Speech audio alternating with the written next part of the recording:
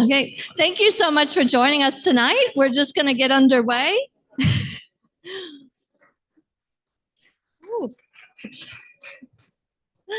Well, thank you so much for turning out tonight. And just before we begin, I would like to take a moment to acknowledge the traditional owners of the land we're meeting on today, the Eora Gadigal people of the Eora Nation, and pay my respects to their elders, past, present, and emerging. Now, tonight, for those of you who joined us about a month ago for the recap of the Republican National Convention, a lot has changed in the past month. I remember when we recorded, or not when we recorded, when we had the event, Biden dropped out. It was the following Monday, our time. So it was a Friday night event recapping the week of the convention. And at that point, Biden was still in the race. And now so much has changed. So we do have a lot to cover tonight. It's 73 days till the election. And as Coach Walz says, you know, we could do anything for 73 days. That's my mantra as we're getting through just the tempo and the pace of what we're doing at the United States Study Center. So I'm Mari Koeck. I'm the Director of Engagement and Impact. And we have a fantastic panel here tonight to help us pick apart the Democratic National Convention, understand the significance of kind of what's happened in the past month and what we're looking to in the kind of 73 days ahead. So yeah, just next to me here, we've got Chas Licciardello, who...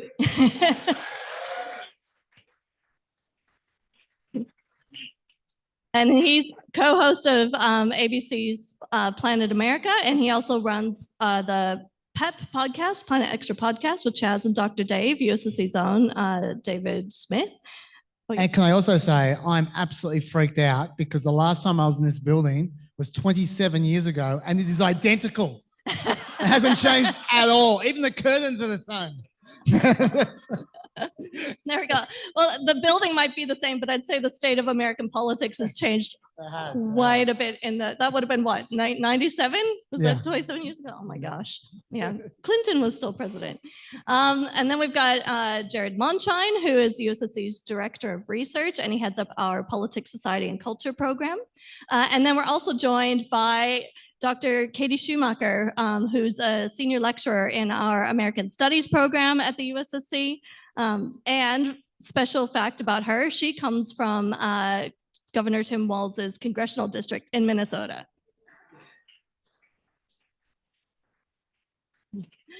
And the USSC doesn't take any institutional stances on any particular issues, but I do feel like I should declare I do have a little bit of a bias because I'm also from Minnesota. Yes. And so the way I heard about Governor Walz is being chosen as Vice President Harris's running mate was I was waiting for the news to come through, but the first ping I got was Jared and team saying like, damn it, Mari is going to be insufferable. And that's true, but that's okay. This is my chance to be. So yes, a lot to cover, and we've got a lot of ground to cover. Katie has kindly graced us with being with us tonight, but then she's got to catch a flight to Melbourne. So she's got to leave at 8 on the dot. And so we're going to do audience Q&A, unfortunately, without Katie. So we'll excuse her at 8 o'clock, and she'll leave, but then we'll do the audience Q&A with Chas and Jared. So think of any questions in advance because we want to try and get through as many as possible. We've got a really great group here tonight. Okay, so just to kick off, why don't we I want to think about the biggest thing that kind of happened that shifted the trajectory of the whole race in the past month before we get to the convention itself. And that was President Biden making the decision to not run for office for a second term. And I remember when we met that Friday night, we were at that moment where it had felt like things were building to him maybe stepping down, but then the tide seemed to be turning. And he kind of dug his heels in and we're like, okay, well, maybe it's not going to happen. If it hasn't happened now, maybe it won't happen. And then that weekend just seemed pivotal. Everything changed. So I don't know, what do you guys think was the tipping point between him not stepping down and then all of a sudden him stepping down? What changed? Oh, like I think it's quite simple. I think there was a critical moment on about, I'd say, 4 days before we had that conference, where the talk was that Joe Biden had weathered the storm. There were some politicians, some congressmen who had expressed publicly a desire for him to step down, who were starting to take it back. He was saying things like, well, we have no choice. And like there was a lot of muttering, and you just thought, oh, they've run out of shots. They know that in the end, it's up to Joe Biden, and they've given up. And that next morning, Nancy Pelosi shows up on Morning Joe, on Joe Biden's favorite show, and she takes part in the most ridiculous, farcical pantomime where I think 4 times in a row she says, I just think he needs to make up his mind whether he wants to do. Whatever he wants to do, we will respect it. We will respect whatever he wants to do. And the interviewer said, hang on, he's announced that he's going to stay. She said, well, I just think he needs to make up his mind. Whatever he wants to do, we will respect him. Whatever decision he makes, we're on board. But like she did 4 times, I think, in a row. And Joe Biden would have watched that because apparently he watches it every morning, and he would have seen that, and he would have thought to himself, I'm screwed. She's not going away. Like that was a very clear message to him that she was not going to go away. And she, even though she no longer has any formal power, Nancy Pelosi has a lot of informal power, and she doesn't use it very often, but she obviously was declaring to him that she was going to use it. And I thought the narrative changed immediately. The next thing you heard, you had George Clooney writing his letter. It just so happened to be the next day, and just everything was coordinated and just flipping out, and it was spinning away, it was spinning out of control for Joe Biden after that moment. So I think that was the turning point. Any other thoughts on it? Nancy Pelosi. She was very clear. And what's amazing now is we didn't know at the time what was going on. Joe Biden had COVID. He was alone, literally alone, by basically a pool in his Delaware home, just hanging out with maybe 1 or 2 advisors, COVID positive. And so everything that could go wrong had gone wrong up to that point. Every single poll was only going in one direction for him. And then Trump gets almost assassinated. He gets more support than ever. He gets more endorsements than ever. And everything was just going terribly. And then the fact that he was alone, we say that, but this guy is such a family guy. You hear it a lot. But the fact that he didn't even have a lot of family nearby, especially the type of family who are saying, please stay in, you have to stay in for the country. I think we shouldn't underplay that. But the great part, as someone who loves this stuff, is all this is now out in the open because they are sharing it with media left and right. So we know now the story about which advisors were with him, what they said. And Nancy Pelosi, the best line ever was they were on the phone, on speakerphone, and Nancy Pelosi is talking, and one of the advisors to Joe Biden says, Nancy, we actually have some polls that are looking pretty favorable. And she says, show me the polls. There were no polls. There were no polls. You shouldn't forget, just when you reach that level of power, yes, Joe Biden in many ways can be humble, but you're surrounded by yes men. He's surrounded by guys, a team that is so old in terms of having been with him for so long that the ones that have only been with him for 20 years are seen as the newbies. Otherwise, there are people there with him for 40 years. And so I think we can now all see what the tipping point was. It really was that weekend. And the fact that I still don't understand why he decided to announce it on X of all platforms the next day, but that's how he decided to go ahead with it. Yeah, and so when he stepped down then, was it too little too late? Because people had been comparing him to, Lyndon Baines Johnson, who was the last kind of incumbent who decided they weren't going to run for a second term. But he did it much earlier in the election cycle. So by stepping down when he did, was there any chance that the Democrats could salvage a plausible run for the presidency that late? Historian here. I think that the history of this does not matter, because you look at someone like Lyndon Johnson, this is a completely different story, right? He has this, I know Biden thinks very highly of his legislative achievements, and he has, the infrastructure bill, there's a lot there, COVID support, but Lyndon Johnson's domestic agenda was incredible and transformed American society, and still is some of the most important and popular social programs, Medicare, Medicaid. So Vietnam brought LBJ down. And that's a completely different context to what's going on now. I don't think that, presidents these days are older. We didn't have, presidents in their 80s in the past. And so I think this is just a completely different context. And I think that we didn't have candidates like Kamala Harris, even 4 years ago. So I think that history is not instructive in this case. I don't know what's going to happen, but I think that anything could happen. And I think it's more likely that there's a Democrat in the White House now than there was a month ago. All I'd add to that is when you're asking if this is if it was too little too late for him to step down, like, I agree with Kate, we need to wait and see what happens in the election, because if, like, the time he stepped down was perfect for Kamala Harris. If she's the answer, then it wasn't too little too late. It was perfect. Now, if she collapses in a heap in a month's time, then it was too little too late, because it was too late for anyone other than Kamala Harris. By the time he stepped down, there was no chance of a real primary. If he'd stepped down a year earlier, there would have been a real primary. And Kamala Harris might have won it. She might not have won it. We don't know. But what we do know is that the time he stepped down was absolutely perfect for Kamala Harris. So if she goes on and she just blows Trump out of the water, then you go, well, it all worked out perfectly for the Democrats. He stepped down at exactly the right time. But we won't know for another couple of months. I'll just quickly add, the fact that she hasn't had to run a campaign in the conventional sense means we haven't seen anything close to what we saw in 2019 when she ran for president. To this day, I've never met anyone who works in politics who saw that campaign as a success after the first day, maybe after the first debate.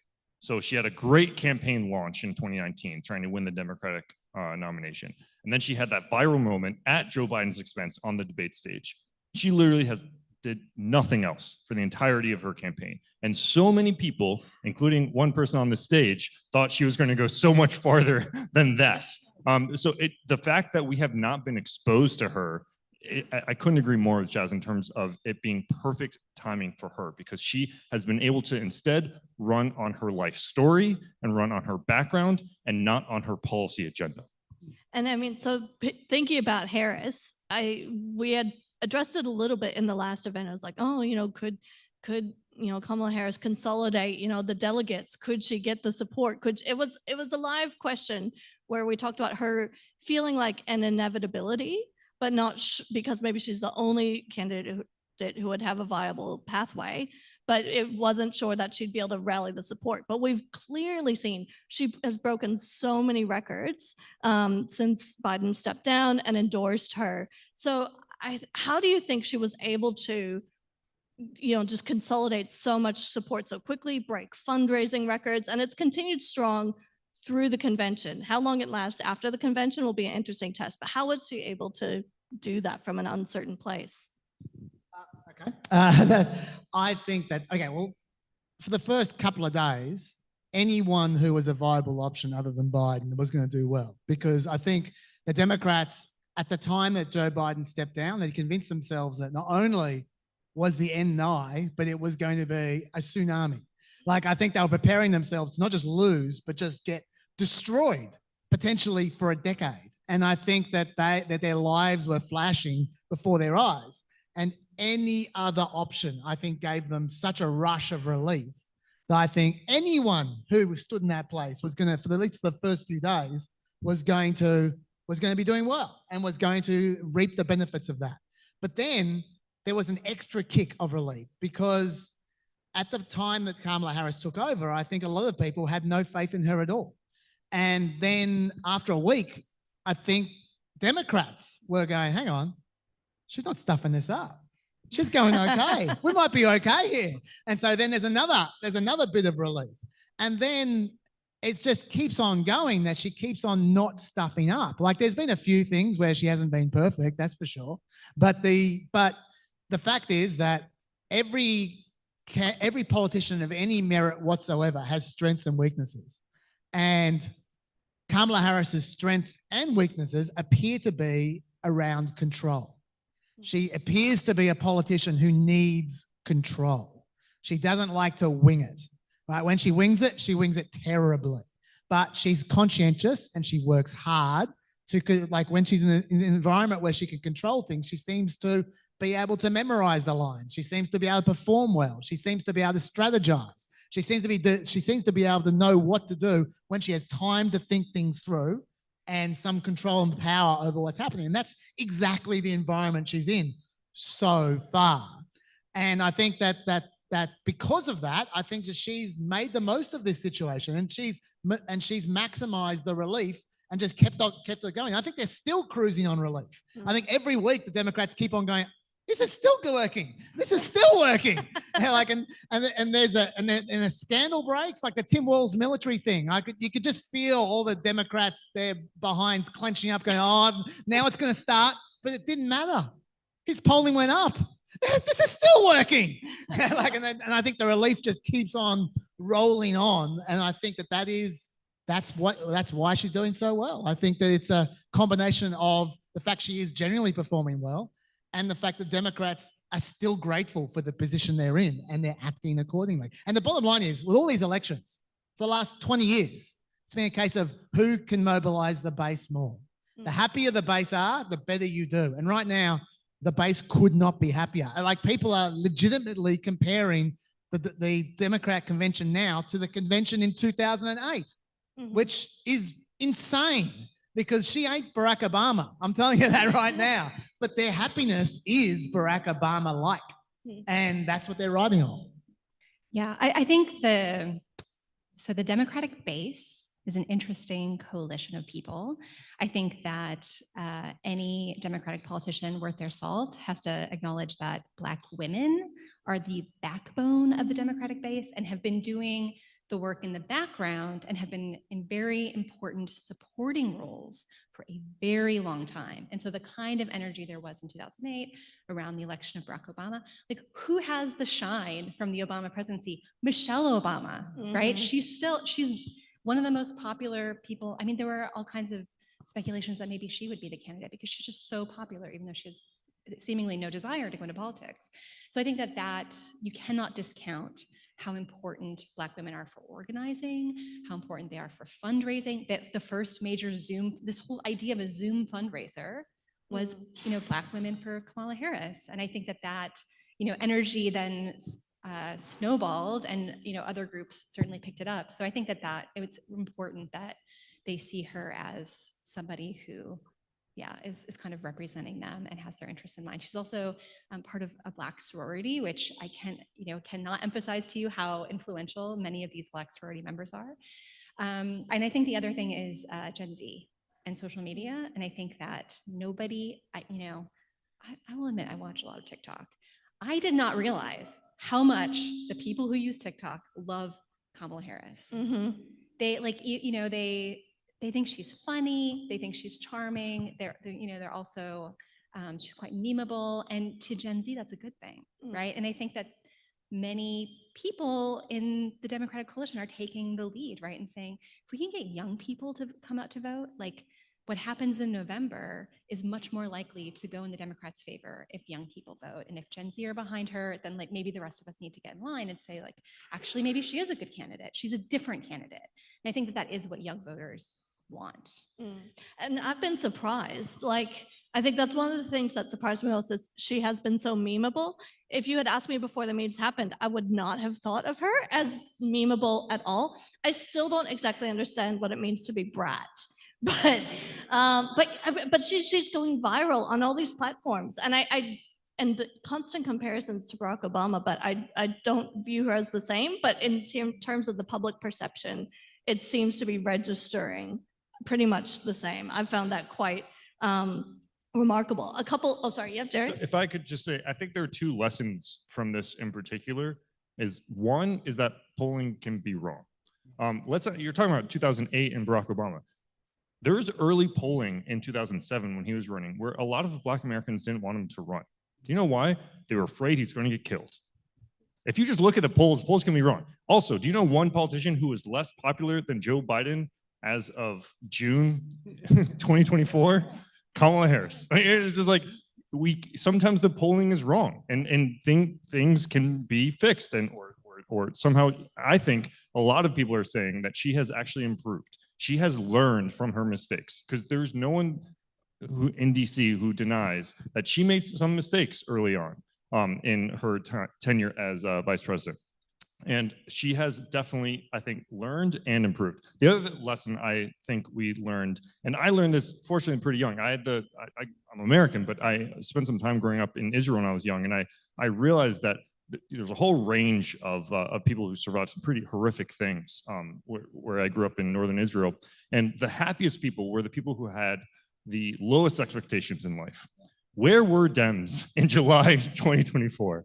They had the lowest possible expectations, and they thought everything was over. And look how much they have exceeded those expectations. And I think that helps define or explain some of that happiness we're seeing right now.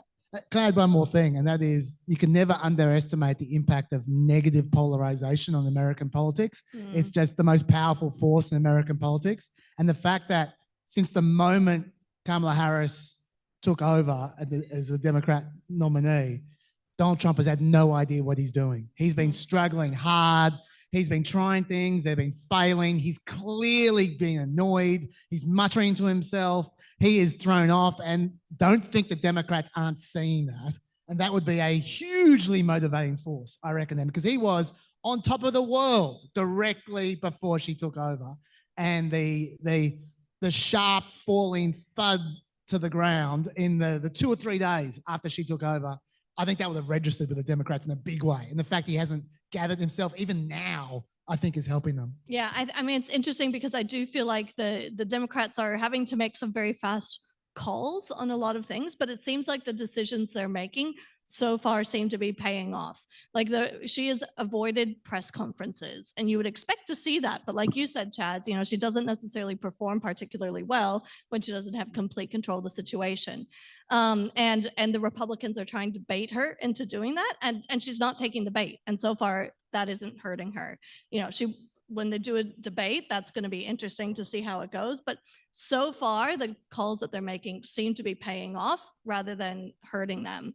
A couple of interesting things are, I guess, around like identity politics and how they choose to play into her, identity and how it's perceived, how they help Americans understand who she is. So, I mean, Trump has been flailing in the last few weeks because he went from sounding so confident and so clear in his messages. And then what was the line that he said, recently calling her that she only recently became Black? What is he trying to do in this? Like he was speaking to, what was it, like an association of Black journalists in America, and I cannot understand what his thinking is. And maybe it's intentional, maybe it's a choice that he's making, but what is he trying to do by focusing on, her race, her gender, things like that? I have a lot to say about this. Just finished writing a book about race in America. And one of the things that I don't even have to say in the book is that Americans are, you could say, obsessed with race, but like concerns about race and racial categorization is there's a very strong legislative history of it. There's an even longer cultural history of it. And I think that what Trump is trying to do is he understands that some voters like Kamala Harris because she's Black. And so what he's trying to do is to say, but you're not really, right? And what he's misunderstanding there is that, of course, there's a very long history of white people in the United States trying to put everyone else into these very neat racial categories. And being a person who is, a multiracial identity, like this was not even possible, say, on the census until this century. And so there are people of certain generations who resist, right? And don't understand the history of these ideas and this, this idea of the one drop rule, and that, like any African ancestry makes you Black, but then of course, well, she's also got Indian, so, what is she? But of course, like that question is rooted in that very racist history. And I think that he doesn't understand that, but I think that a lot of, especially younger people do. The number of interracial marriages is on the rise. That means the number of children who identify as biracial or multiracial is on the rise. And I think that those are the kind of identity politics that actually Republicans are not sensitive to. because it's really complicated. And I think that there's a lack of understanding. So I think he fumbled it. I don't think that he intentionally went there. He thought it was a gotcha, but the reasons for that have exposed him. I was just going to add something about, if you're asking what's going on in his head, I think I know what's going on in his head in this case, and that is he's got a pal called Laura Loomer, who you may or may not have heard of. She's an absolute nutbag. She's one of the craziest people on the internet, and Trump loves her. Trump loves her work. She's a huge sycophant. So, maybe explain why she's her background for what makes her, because even MAGA people have denounced her at times. Yeah. Oh, absolutely. Yeah. No, I must admit, off the top of my head, I don't remember some of her greatest hits. But like, I mean, she's done a lot of Jared's right. MAGA people, well, right. Even as we speak, Trump's trying to get her on his staff and hit the MAGA people he's surrounded by and not letting her get there, because she is literally nuts. Like, she's really crazy. And a number of the insane things Trump has done in the last 3 months have come straight off her Twitter feed. Like, straight off her Twitter feed. So I don't know who he follows, but she's one of them. And she goes hard. She's a really hard attacker. She was the one who was behind all the Engoron wife stuff. Do you remember Judge Engoron's wife?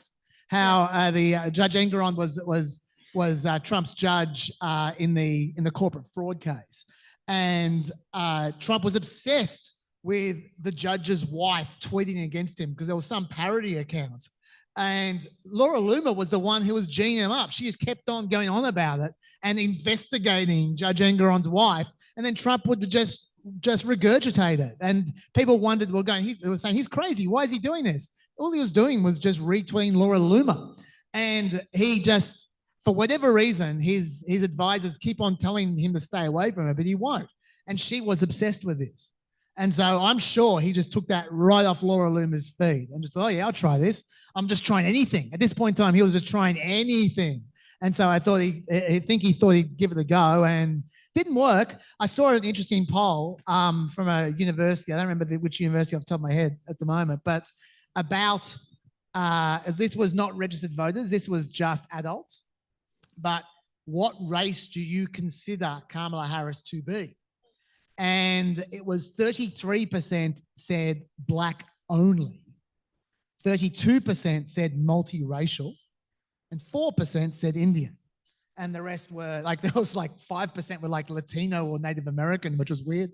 But anyway, my point is that a very large proportion of America thinks she's only black.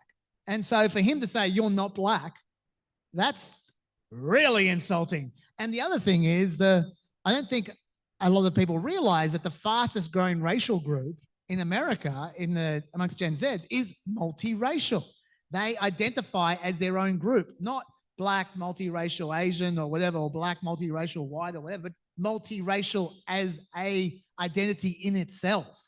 It's a hugely growing identity. And for him he treated multiracial people even worse than he treated black people with those comments, saying they basically don't exist. And so, way to get offside Generation Z. I think that's part of why he's just blown it with Generation Z in the last 3 weeks, personally. And another choice that they're making with her campaign is quite different to 2016 with Hillary Clinton's campaign, where she, a big part of her messaging and what they were focusing on was, her being potentially the first female president in the United States. And there was that, message they were hitting hard, I'm with her. But with Kamala Harris, it's not really being mentioned overtly. Like, some people in the convention were mentioning it a bit, but she's not. And they're not leaning into it hard. It's more like an afterthought, or it's more like something that's there, but they're focusing on everything else with their messaging. So just to jump in there, Michelle Obama did She's With You. Yeah. She did the direct opposite of Hillary. Yeah. She had a little riff there for a while. Yeah. In her speech where she was going, Kamala is with you. If you're this, Kamala is with you. If you're this, Kamala is with you. I don't think that was an accident. I think she was very intentionally drawing the contrast. I think everything in the Obama speeches was very intentional. There's a lot to pull apart from that. But why do you think she's choosing, therefore, not to campaign on that in the same way that Hillary Clinton did? I'll take a turn. I think one of the reasons she's doing it is because it's so freaking obvious, right? Like Hillary Clinton, yes, she was a woman, but otherwise her background was not really that impressive from like a shocking, like really remarkable perspective. She was raised in a middle-class family, mom's from the Midwest. Like it was not, you know, it's not Tim Walz style Midwest, but still, it was not a compelling background. But the fact that Hillary Clinton then said I'm with her showed that it was a bit different. And to be honest, I don't think Hillary Clinton had very good campaign staff. I also don't think Joe Biden had very good campaign staff. And I think the fact that Harris has picked up, yes, a lot of Biden staffers, but actually a lot of Obama staffers as well, I think is really telling. Because Obama in 2008 did not run as a black man. He ran as a guy who could speak really well and could be an inspiring speaker. It was obvious he was a black guy. He didn't have to underline it, right? And so I think that, to me, I think is the same playbook. And I think it politically, it makes sense that to not lean into it. When Trump made those comments, she did not make a response based on her racial identity whatsoever. She just said, that's Trump being Trump, and basically just insulted Trump. But she did not talk about her racial identity. She does not do it. And actually, anyone who knows her knows that those comments she made against Joe Biden in the 2019 Democratic debate, talking about how, I don't know if folks remember, but to remind you, Biden was talking about how he could work with everyone across the aisle, including even segregationists. And she said, I take objection to that because those segregationists would have stopped young girls from, or young children, black children from going to school. And there was a young black girl who wouldn't have gone to school because of those segregationists, and that would have been me. It was a really, really hard-hitting moment, one of the most viral moments of the 2019 debates amongst Democrats. But that was actually exceptional for her because she actually didn't talk about her race all that much in her prior campaigns. And she basically is taking a page out of the same playbook now to not talk about it too much instead as well. If you look at what she just said earlier today in her comments, she talked about her mom, she talked about her dad, she talked about their upbringing, she talked about civil rights, but she's not saying, I'm going to be the first black woman president ever. Why would she say that, right? So I think it was the Clinton people realized, or at least the Obama people thought that the Clinton people made a mistake doing on with her. It didn't help them. There's a lot of different ways to go about doing it. And I think Kamala not talking about her race is going to continue until she potentially wins the presidency. All I'd add to that is that I think I agree with everything Joe just said, but I also think that part of the reason she wouldn't be talking about being a woman or being black is because it's a waste of time. Like she has the most incredible message discipline of any candidate I've seen for such a long time. When we get to the convention, I'm going to go through, I'm just going to list 5 themes of the convention. And if you look at her speech today, it was just the 5 themes. Like the entire convention, every single speaker was building up to this. Literally every speaker was talking about one of those 5 themes. And every single one led up to her speech today where she was reinforcing what had already been said. Incredible message discipline. And none of those themes are I'm black. Like I bet you can guess some of them because you heard them 50 times over the last 4 days, like freedom, duh. They're really obvious. But when you think about it, you go, yeah, every speaker was talking about that. So they had a plan and they conducted it and they carried out perfectly. And distracting with talk that doesn't help their themes is just a waste of time. And I think that's the way she's playing this. And I think it's a smart way to play it, to be honest. I have a slightly different interpretation of what's going on here. The speech to me was very middle of the road. Actually, I was quite surprised by how middle of the road it was and trying to kind of both sides a lot of basically everything that she brought up. And one of the things that she's doing by not making her racial identity by not making her gender identity central. She is sidestepping these very thorny areas of modern politics, things like the gender politics, which when we think about what is driving a lot of if you look at, I used to work at the University of Oklahoma, the state passed a whole raft of laws about what we could teach, about race. They're passing laws about, children and gender identity and transition. And I think that the Harris campaign is trying to stay away from that. They want to stay out of, because they know that will give red meat to the Trump campaign, which is obviously flailing for things to criticize her. On the kind of racial politics front, I don't know that I heard Black Lives Matter come up. Like maybe other people heard speakers, but I was kind of waiting for it. And, she was a prosecutor, right? Like she's part of the criminal justice system, and Black Lives Matter was all about racism and the racist nature of much of the criminal justice system, and especially policing in the United States. And it just didn't come up during these speeches. And I think that also is intentional. And I think, when we, thinking about the base and what they want in terms of policy, I mean, we didn't get a lot of policy either, right? No. I think that's a really great point. And one thing I'll say that to just underline that, Americans may talk a lot about race and individually and think about it a lot, but I don't think we necessarily want our politicians talking about it a lot. And I don't, it's uncomfortable for a lot of Americans. And so I think the more that she doesn't hit that point, the more that, as you said, she sidesteps that debate that is so central to so many debates right now. It's like a source of discomfort for Americans. And what did she do? As you said, she both sided a lot of her comments in her speech today. And one place where we're seeing, I think, maybe a more overt discussion, or at least in the analysis around, the identity of someone, was a lot of it was around the pick for her running mate. The one thing you were hearing everyone, who was she going to pick for her running mate? And everyone's like, oh, it has to be a white male. It has to be a white male. It has to be a white male. And, the short list was, and we talked about this, if she was going to, select a running, or I forget whether we were talking about running mate for her, or whether it was just people who might have a shot at replacing Biden if needed. But, we talked about Mark Kelly and Josh Shapiro, even though, as a Minnesota native, I was, excited about the idea of the governor of Minnesota becoming the running mate. I was thinking, well, she has to pick Josh Shapiro because of the electoral math. It has to go that way. And I really thought that was what was going to happen. So I do want to think a little bit about, Tim Walz. That was one of the first big decisions that she had to make as nominee. Was, she's weighing up a lot of different factors and deciding who is going to be the person partnering with her, whose name and image and everything is going to be out there alongside her.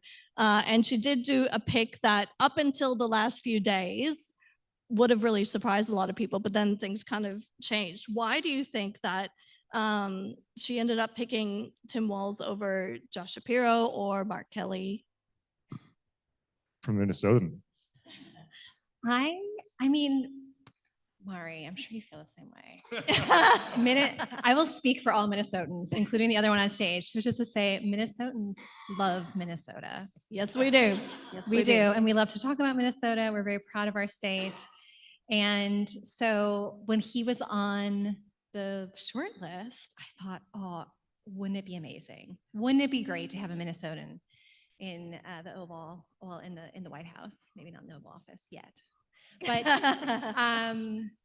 I was shocked. I actually thought that she would choose the astronaut from Arizona, swing state.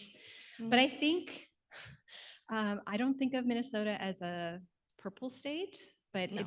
it is kind of trending that way. And Trump won. There's the politics of the state are changing a little bit. I could be wrong, and feel free to tell me I'm wrong about this. I really think she picked him on personality and because they get along and they're on the same wavelength. And he does have actually a really impressive legislative record as governor that's quite progressive. So she can kind of rest on his laurels a little bit. I think also, yeah, he's got this, National Guard for 24 years. He was a public servant, public school teacher. My mother's a teacher. Teachers love teachers. They know, it's hard work. You don't do it because you want to get ahead. Certainly not in your bank account situation. So like, this is the kind of, the calculus, but I was really surprised. I reckon there are 3 reasons why she would have picked Walz over Shapiro. I think the first thing, I completely agree for a start about the personality. The personality is gelling well. Furthermore, she seemed to be thinking about who I like to govern with, and he has a massive advantage over the other candidates in that he has relationships with Congress, with the people in Congress. And if she is to become president, she is at best facing a 49-seat Senate. Like Democrats having 49 seats at best. I'd say at this point in time, you'd say it's probably likely, but at best. And which means that she's not getting anything done without Murkowski, right? And Susan Collins, essentially. They are going to be the 2 most important people in the Senate for the first 2 years. So they are Republicans from Alaska and Maine who sometimes vote with Democrats. Yes, exactly. Yeah, sorry, I should have spelled that out a little bit more. Sorry. So she needs to negotiate with Republicans to get anything, to get any of her appointments up, to get any of her judges, to get any of her policies, to get any of her budgets. She needs to negotiate with Republicans. And the person to do it is going to be the vice president, the person with congressional experience of negotiating, because he was a moderate in Congress. So that's a huge advantage, number 1, for Walz.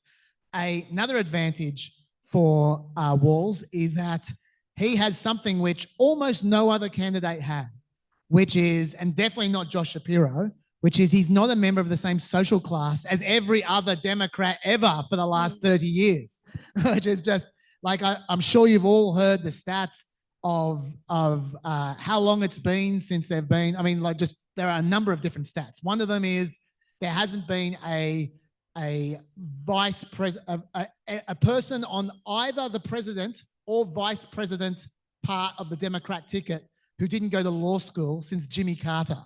That was the last time, the 1970s. Okay, since then there's always been both of them have gone to law school. There hasn't been a vice president who wasn't a qualified lawyer, I think, since the 50s. Right, like, so the Democrats, they're a pack of lawyers, right? Every single time. And Walz is not that. Walz is actually working class. He's actually the rural, he's from a very small town. And not just from a small town, he wears it on his sleeve. He is the whisperer to the rural areas that the Democrats gave up decades ago. And now they can fight back. So that's an advantage. But they're not the main reasons. We know the main reasons. She told us the main reason. She leaked it. The main reason is because Josh Shapiro has stars in his eyes and wants to be president. And as far as he's concerned, the whole thing is about his coronation moving forward to 2028 or 2032. And she didn't want that. Whereas Walz is happy to be vice president. And you can see the proof of it. It was a wise decision from her in hindsight. Even at the time, I thought it was a wise decision because it wasn't an obvious decision. But the thing but in hindsight, there's no doubt it was a wise decision because 4 days ago, they were campaigning in Pennsylvania and Josh Shapiro was meant to be there and he didn't show up. He's already throwing tantrums about the fact that he didn't get his career advanced, right? That's the kind of guy he is. And so I think she made the right call to go, I'm not his meal ticket. I want someone to help me. And Walz is there to help her. So I think it's a good call. Yeah, and Tim Walz, so anyone who subscribes to our newsletters, which I highly recommend, everyone in this room do that. You'll get the latest on U.S. politics and foreign policy, but he came out and visited the center last year. So he was with a trade delegation from Minnesota and we hosted him. And he comes across as so genuine. The persona that you are seeing and all the videos and the viral clips and everything, it's just so consistent with who he is.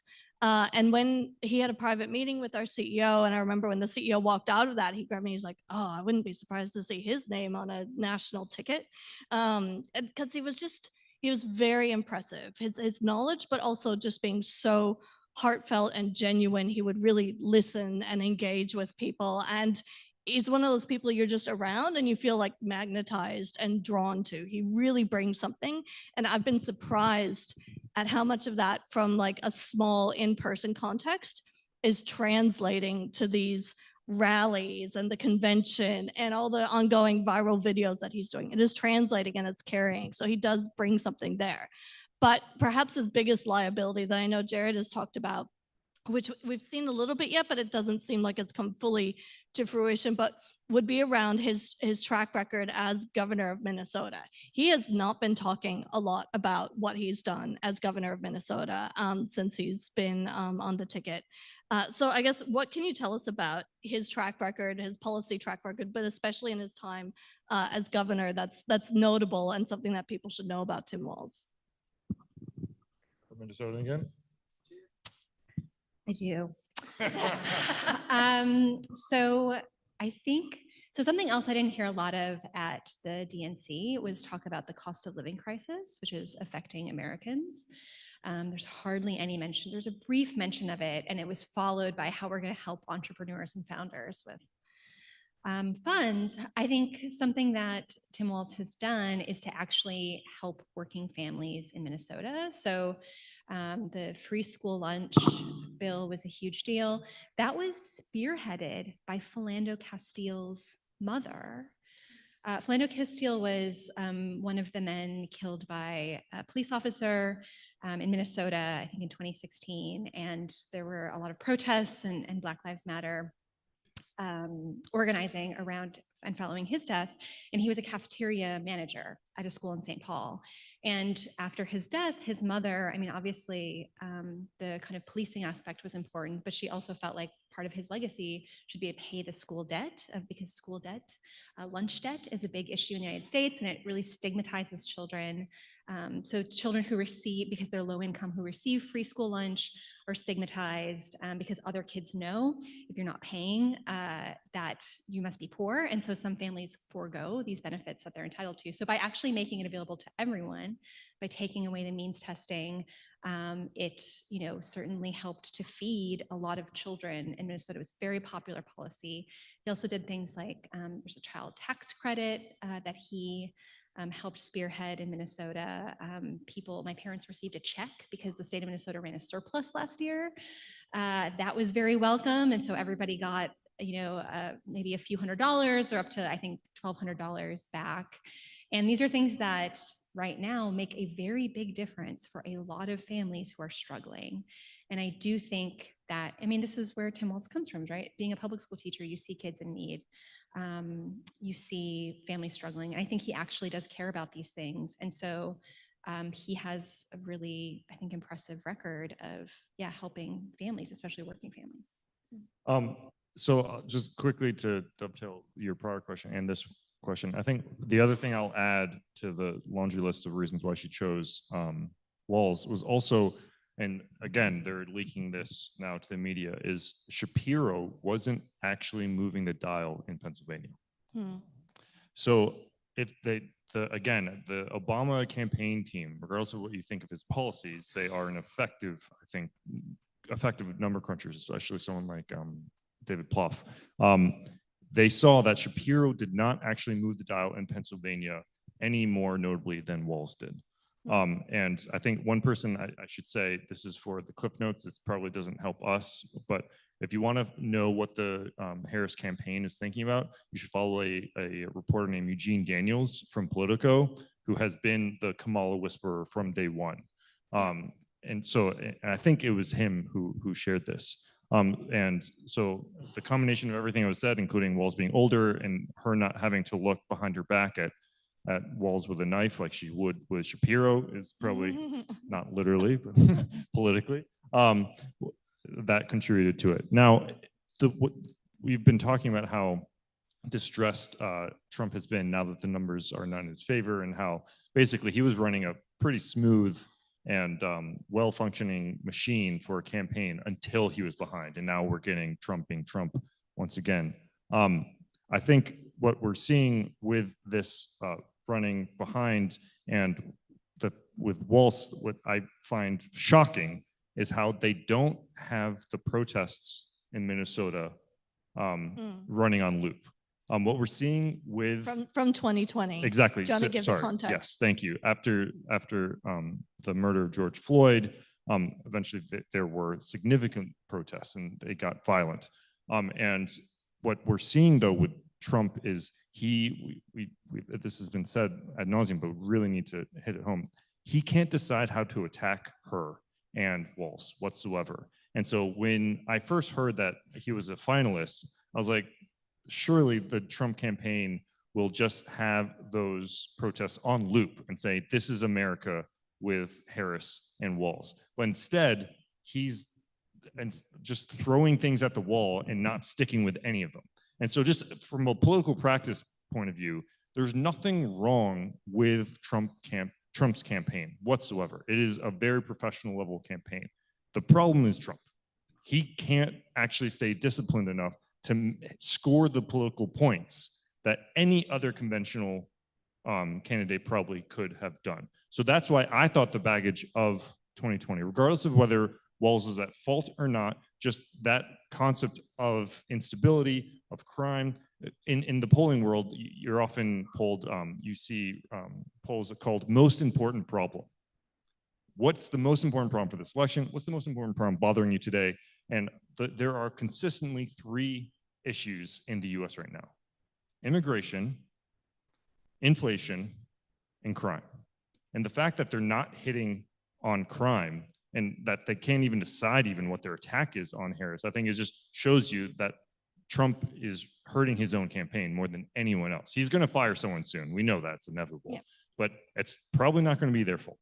And so an interesting thing about that is, and I think the Harris campaign has been very strategic or careful with their vetting, is on the Tim Walz, track record, and he was criticized for maybe not calling in the National Guard soon enough when things were getting really violent and out of control with the riots in Minnesota. But they had the phone call or the evidence of President Trump at the time praising Governor Walz for his handling of the situation. So if he came at them to attack that, they had something to respond with. So I think they knew they had that up their sleeve, and they've clearly been leaning into Kamala Harris's history as a prosecutor as well, I think, for that strong on crime message. But yeah, they haven't been effective in that so far. Now, I want to make sure we do turn to the convention, because that's the big fanfare this week. I want to talk about it before we have to lose Katie, because she's got to get to her flight. So yeah, so much this week. We had both Obamas, we had Oprah as a surprise guest, we had multiple musical guests, and of course, President Biden spoke at the convention. I would just love, well, why don't I start with you, Chas? Why don't you talk us through what were these 5 big themes that you took away from the convention? Right here. I didn't forget them. Down here. Okay, so these are the themes which I sought throughout. Number 1, redefining freedom to be a democratic issue. That was very consistent throughout, trying to redefine freedom. Number 2, reclaiming patriotism to be a democratic issue as well. I saw more USA chants in this convention than I've ever seen in any convention ever, including 2004 George Bush. There was just so much USA chanting, so much "I love America," "You love America," "We all love America," "American rah rah rah." Number 3, Trump is dangerous. Project 2025. All right, that was the negative side, but there wasn't as much as that you'd think. But it was definitely throughout. And Kamala Harris didn't forget to button that up at the end today as well. Then the really big 3. Number 1, she's a candidate, the middle class / for the people. The for the people thing is tied into her prosecutorial background as well. So she has a long history of demonstrating, of demonstrably fighting for the middle class. That was a theme which was woven throughout. Kamala Harris has a long history of doing things. She doesn't say things, she does things. When something's wrong, she does something, as Michelle Obama liked to say. And the prosecutorial background, once again, is tied into that. This is something that she did to fight for you. She does things to fight for you. By contrast, Trump doesn't fight for you. Trump fights for himself. In fact, he doesn't even do that. He complains. Trump talks about himself. She fights for you. She does something. So that theme was a really big theme throughout the convention. Almost every single speaker took care of that, and that was not an accident, I'm sure. And the other really big one, if you think back on the first thing she said when she became leader, other than freedom, it was, we're not going back. That's been throughout her entire month. We're not going back. And during this convention, that morphed a bit to be, we're turning the page. We're not going back.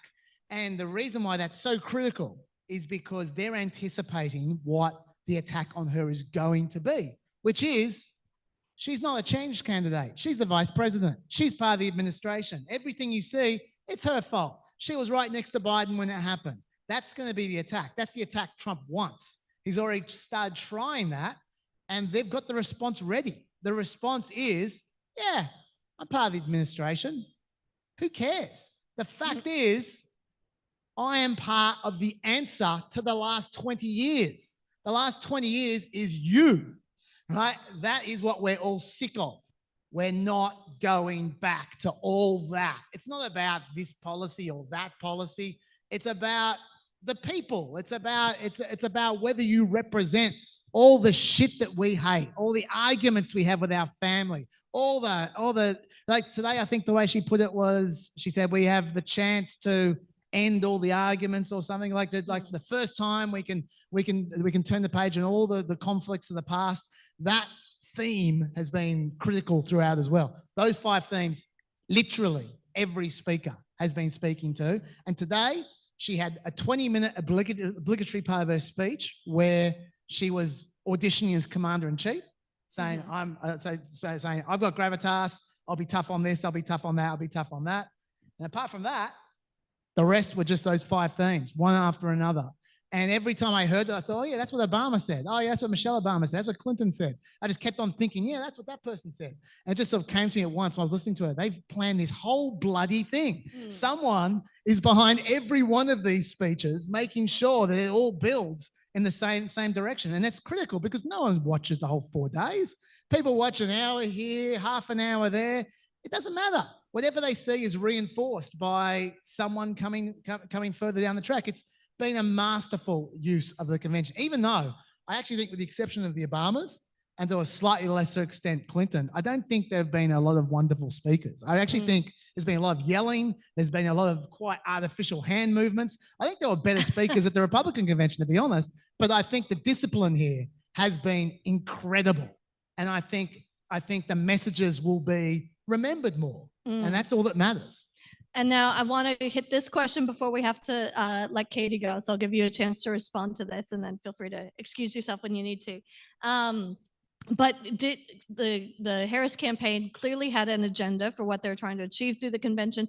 They would have had to rework the whole convention in a very compressed timeline. And the fact that they delivered on all those messages and structured everything in such a way is very impressive. But do you think that Kamala Harris achieved what she needed to with her speech today? Was it effective? Did she do what she had to do? I don't think it was a great speech. I think I was, in terms of who she was trying to inspire, it really felt like she was going for some kind of generalized person who is, just in the middle of everything, right? Just very middle of the road. And you know, one of the things that I give her campaign a lot of credit for, and that was very prominent every night of the convention, was the focus on reproductive rights and the focus on abortion restrictions and the focus on things like IVF.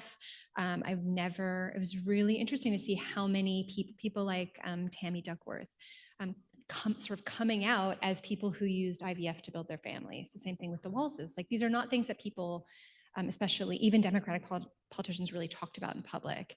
And she's made it a center of her campaign. Now she's linked it to freedom. right? Mhm. She's not linked it to, this is about feminism, this is about sexism, and thinking about kind of reproductive rights in that valence. It's very much about, build the right to build your family, and it's actually quite gender neutral in many ways. But I think that, that's also strategic, because if what we've seen over the last year is that, or really 2 years, is that abortion drives voters to the polls. And abortion is going to be on the ballot in 9 states, I think it's 9, in November. So voters in places like Arizona and Florida will be able to go and vote about whether or not, they want to vote for either measures that restrict abortion or measures that would protect reproductive rights access.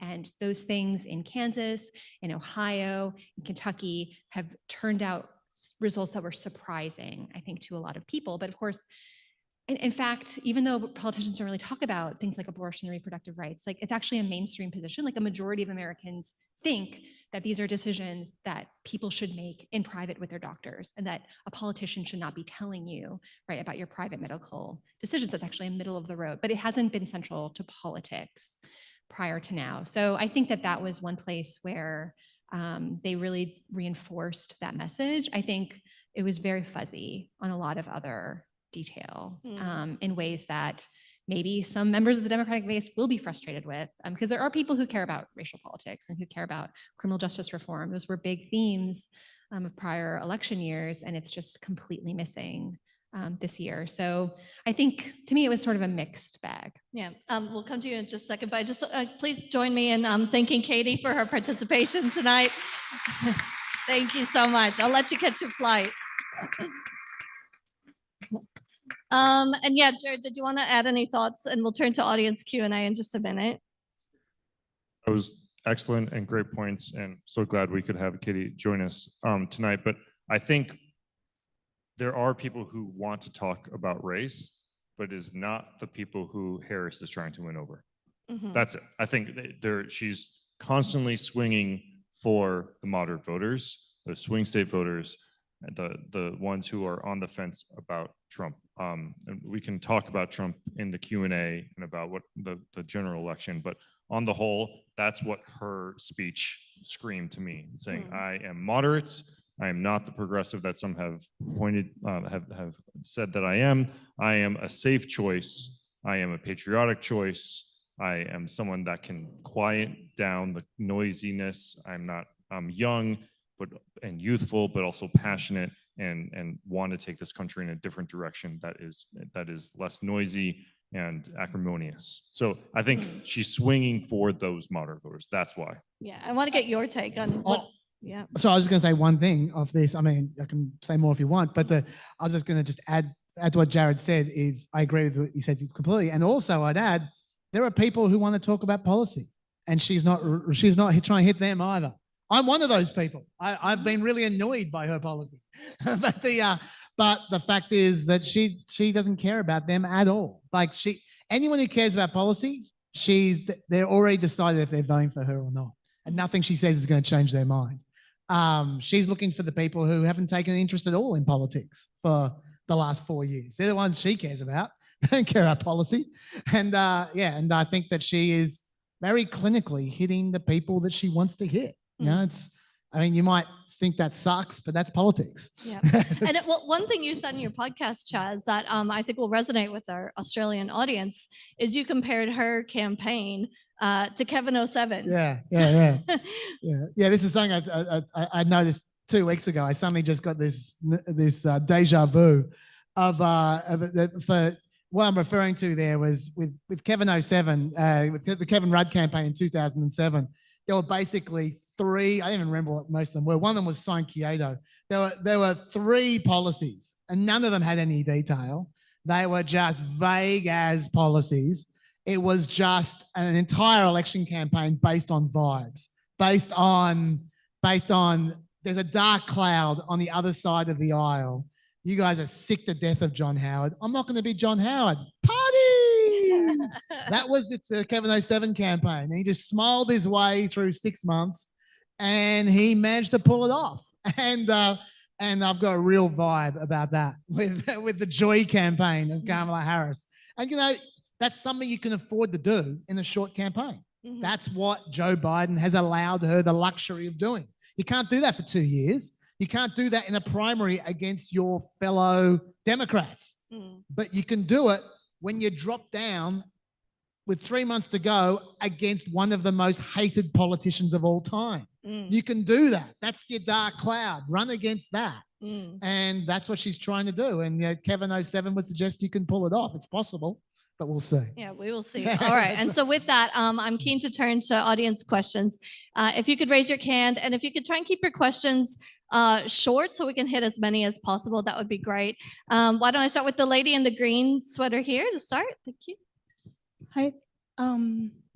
I don't mean to raise heart rates for anyone. I just want to ask a straightforward question about the uncommitted movement in the US.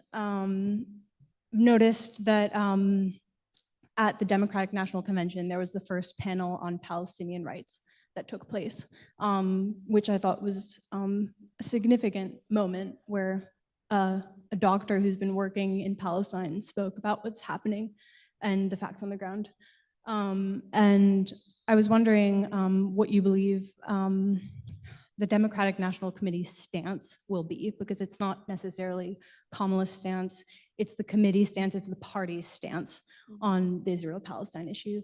And Chase, you said that she's not trying to appeal to voters on policy. What do you believe about the uncommitted movement, the impact it will have in the Rust Belt? And there's this discussion about the lesser of two evils, right? It's the Donald Trump or it's the Kamala Harris issue. Yeah, what about this issue and how significant do you think it is in the election and in this moment in history? Should I start? Okay. Yeah. I think that's a great question. And look, I actually had a bit of a window seat into the mindset of Uncommitted at this convention, because we were trying to interview someone from Uncommitted who was a delegate there.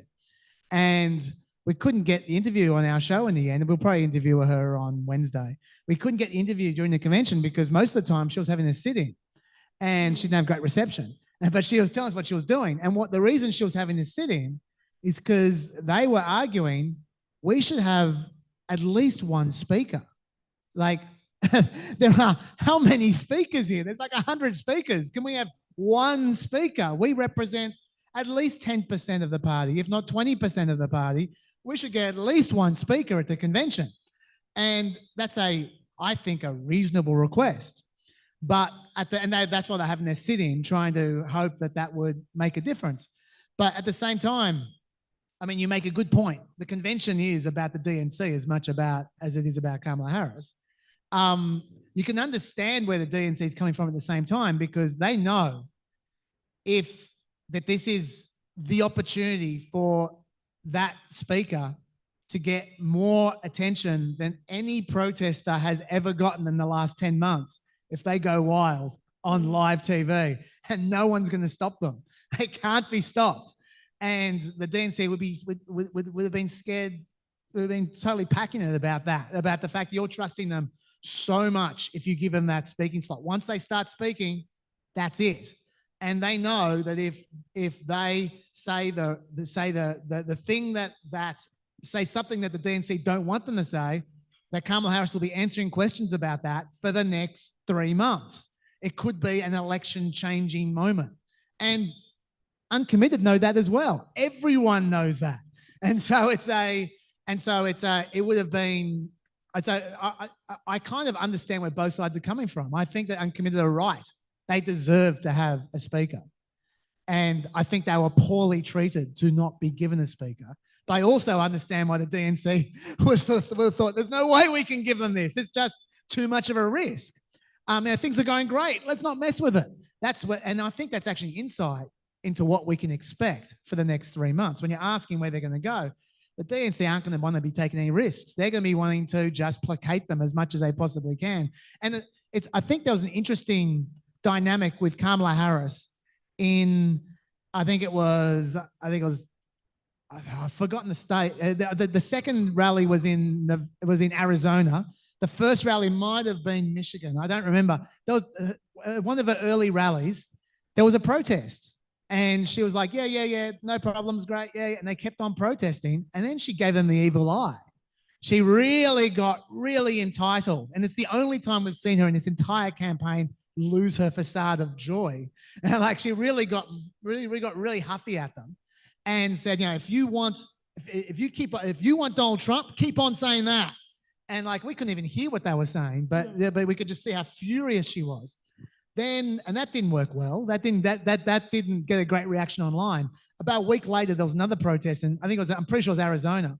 And she took a different tack. She took a tack of going, yeah, look, I completely validate what you're saying, and I think it's very reasonable. And this is why we're working towards a ceasefire. And she gave the kind of middle of the road response that we heard today during her speech, which was an attempt to just co-opt them long enough for them to not be a problem without making any commitments. And I think that's what you can expect for the next 3 months. Can she string them along to the election without making a commitment? I think they're not stupid. I think they know that's what she's doing. But at the same time, I think that they don't want Donald Trump to get elected, and they know that if he gets elected, it's going to be worse for the Palestinians. And so I think they're in a situation, uncommitted, where they're damned if they do, damned if they don't, and they know it.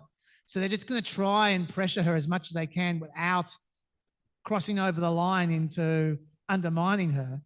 And I think she's going to try, and they're both going to play the same game, where she's going to try to pay as much lip service as possible without making any commitments. And I don't know what happens if one of them breaks, but I suspect both of them know the score well enough that I think that will be the balance all the way through. Do you have anything to add to that? I'll just say, well said. The only thing I'll add is I was shocked that there were people in the uncommitted movement who said, oh, because Harris is perhaps more favorable to our cause than Biden, we might stop protesting. I didn't think that was likely whatsoever. They have political leverage. Why would they give that up, right? And so I think they, as Chas said, are going to continue to do exactly what they've been doing consistently, because if they do not stop, if they do stop disrupting, then they lose leverage. Okay. Okay, good question. This side of the room, the gentleman on the left here. Yep. Thank you. Similar question, but different topic. I was curious what your thoughts are on RFK potentially withdrawing from the race soon, and how his supporters will split between the Democrats and Republicans.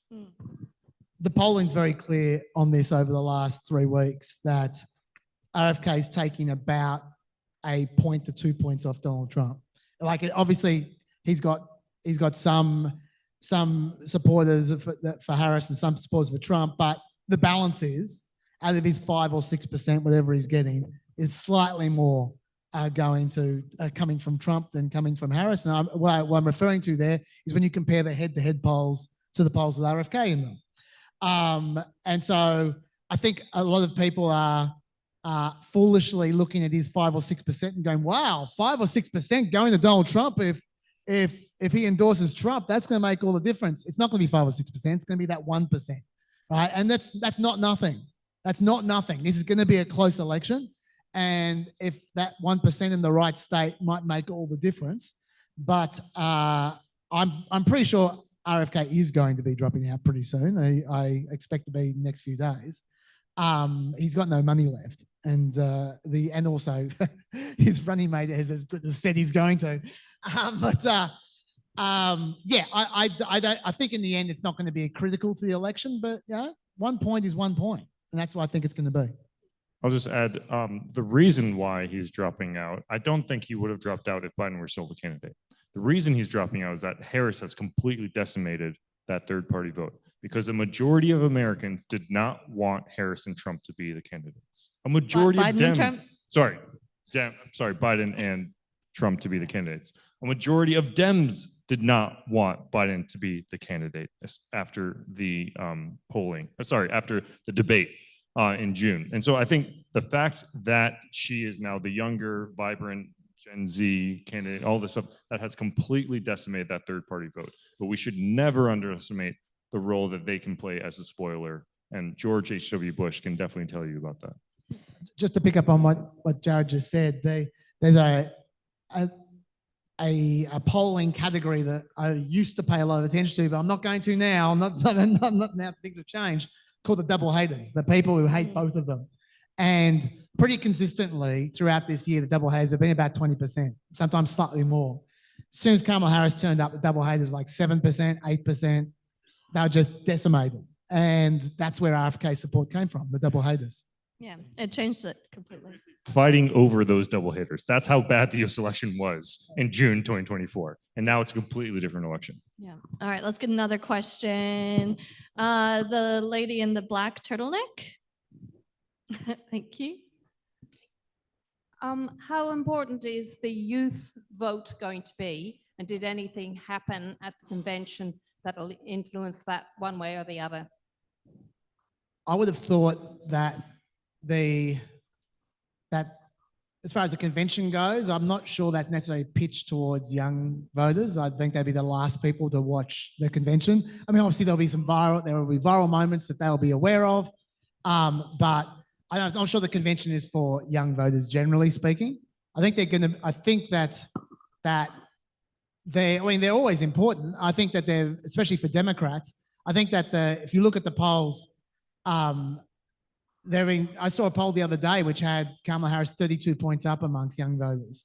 And there were some polls where Joe Biden was behind Trump on young voters before he got rolled. So, I mean, that's a big difference right there. I could bullcrap you a bit about this, but I actually feel like, to be honest, we don't know who the important demographics are going to be yet, because Kamala Harris is still in the honeymoon phase. And the evidence of that, my evidence that she's in the honeymoon phase, is that there are many, many demographics that she's doing much better in than Joe Biden was.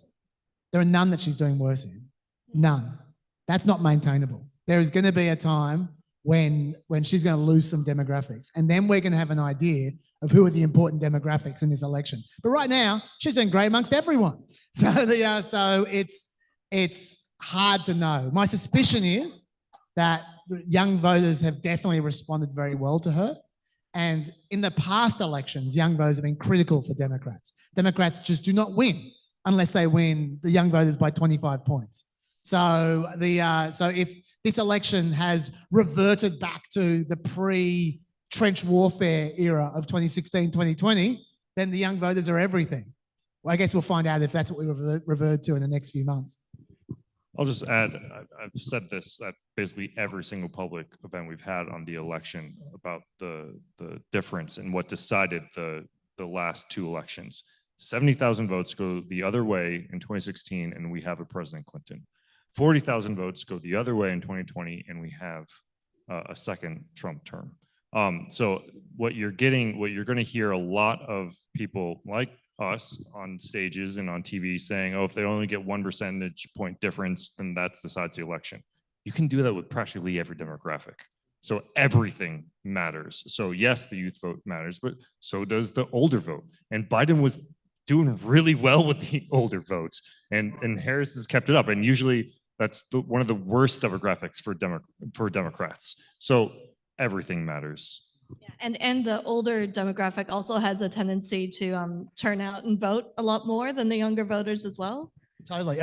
Before, when I was talking about demographics that might drop off, I was thinking about the old, and the other one which I was thinking about, which we haven't heard much about, but if you look at the polls, she's doing really well amongst the white working class, which seems weird to me. I mean, maybe that's the Walz factor, but I don't know. I'm sure it is. There's something a bit funky about that. So I just want to watch a few more weeks of polls. Yeah, and I think that's a really good point. She's only been the candidate for a month. Some of the polling has been terrible.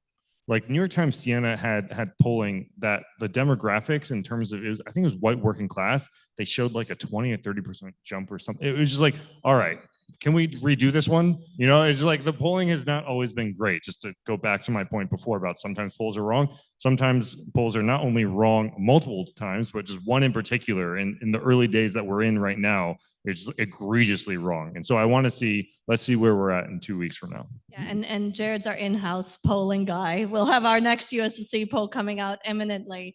But yeah, we're always 2 weeks from today. Yeah. Oh my gosh, is it really? Boy, that's fast. All right, let's get another question. The lady with the stripy scarf. Yes. Thanks. Yeah, first of all, just a quick statement. It's so positive and so wonderful to see Tim and Kamala up there. And I think a lot of people are just feeling finally it's refreshing as opposed to the dark horse. We know who that is. And so that's a wonderful thing. And when they go low, go high. I think that's a fantastic thing that is being said. So they're trying to position themselves as opposite. But immigration obviously is a big area that Trump is trying to win on. How important do you think it is that Kamala comes out with some policies around that? He's down there at the Mexican border today, Trump. And also, we talked about the youth. How do you think all voters, what's a great way to get all voters to come out and actually vote? I mean, that's where, look what happened to Brexit. You know, they said, oh, we don't have to come out and vote, but look what happened. Yeah, no, great question. And immigration's huge because, as vice president, Kamala is the immigration czar. Root cause of immigration czar that the Democrats in the Biden campaign and Harris campaign are at pains to clarify that difference. She was not supposed to go to the border, as Lester Holt in that famous interview pointed to. She was supposed to go to Central America, which she did. And that's in Central America where she said, do not come, don't come.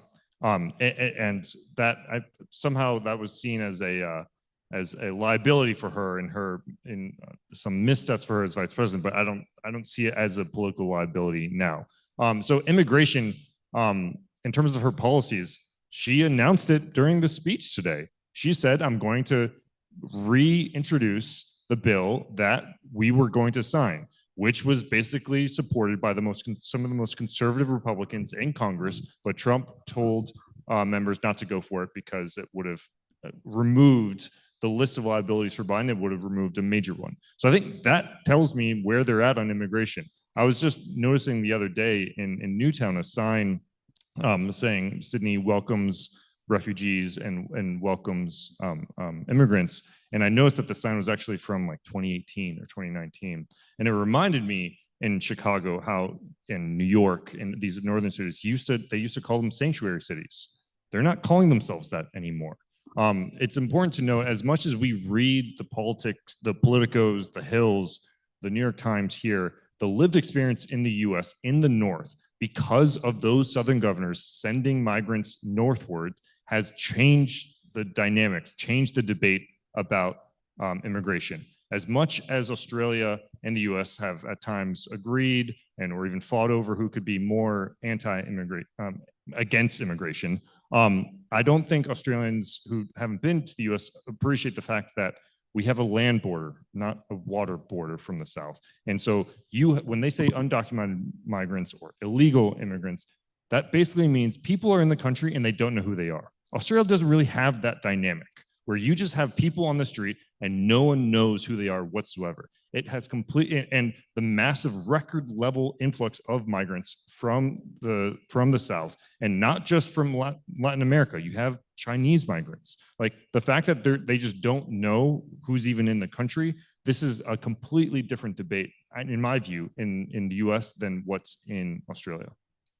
I'll just add on immigration. I think that it's important for her to not release any detailed policies on immigration whatsoever. And I'll tell you why. The reason why is because it's the hardest issue there is for policy, like real policy. Like you can demagogue it and you can say things that aren't going to make any difference whatsoever. But the truth is, if you are actually having a humane immigration policy that makes sense economically and allows refugees to apply in a humane fashion, but at the same time doesn't encourage people who aren't asylum seekers to come for economic reasons. It's hard. It's really hard. And the Republicans are hell-bent on demagoguing anything she comes up with. And the Democrats, they have their own concerns about immigration as well, where they have ideological concerns about various forms of enforcement. And so it's very, very hard to negotiate. Like that is the hardest topic for her to come up with real policy on. And let me tell you, I am obsessed with policy, especially immigration policy. Like but in a 3-month election campaign, that's not the time to try it. I think that what she did today was the best way that she can just shut people up asking about it and go, hey, here's a 200-page bill, read it, there you go. No one cares, right? Like that is the best thing she can do. There's a group called Blueprint, which are a Democratic focus group company. And they went to some trouble to come up with different messages on immigration messaging for the Democrats. And they leaked it. And I've got it here. They said that this is what they found from their focus groups.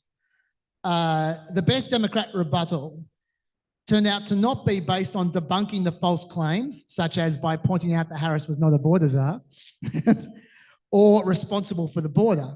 Instead, saying that she could both be tough on the border because of her background prosecuting transnational gangs and drug smugglers, and compassionate to migrants because her parents' immigration stories gave her hope, or humane and sensible reforms to the immigration system proved the most effective. Now, if you've been watching any of their ads over the last few months, that's her ad. That was her speech as well. Yeah, that's right. She is clearly looking at the focus groups, and she is doing exactly what she thinks she needs to do. Part of that discipline I was talking about to try and get through a tough issue for the Democrats. And so far, I think she's pulling it off. So I wouldn't be second guessing her so far. But in fact, I saw a poll the other day, which was that I think it was a Washington Post poll, the most recent Washington Post poll, that only 4 in 10 voters associated her with the administration's immigration policy, despite all the border czar talk. So she's pulling it off. She's dissociated herself from it, and she's this person who just came out of nowhere, who's got this history of being tough on the border, but at the same time humane about the border. Hey, if you can somehow walk on that tightrope, good luck to you. And just to underline that, how tough it is, as Chas was saying. Do you know when the last time there was major immigration reform in the U.S.? The Reagan administration, right? So many presidents have tried this. George W. Bush tried this. He got pretty close and it fell over. Obama tried this, and you still have some vestiges of what he was able to do with his Dreamers Act, which is basically the children of migrants who are already in the country being able to stay in the country. But still, it's been one president after another who's been unable to do anything on immigration. Just to be clear, Trump only has 2 shots: immigration, inflation. If she takes immigration away from him, he's only got 1 shot. So the less she can say about it and get away with it, the better for her, I would say. You don't think he has crime? I don't think crime is cutting through like the other 2 myself. Okay, well, we're coming to the end of our time, so unfortunately, I won't have time to take any more questions tonight because I know it's been a long event and it's later than our normal events.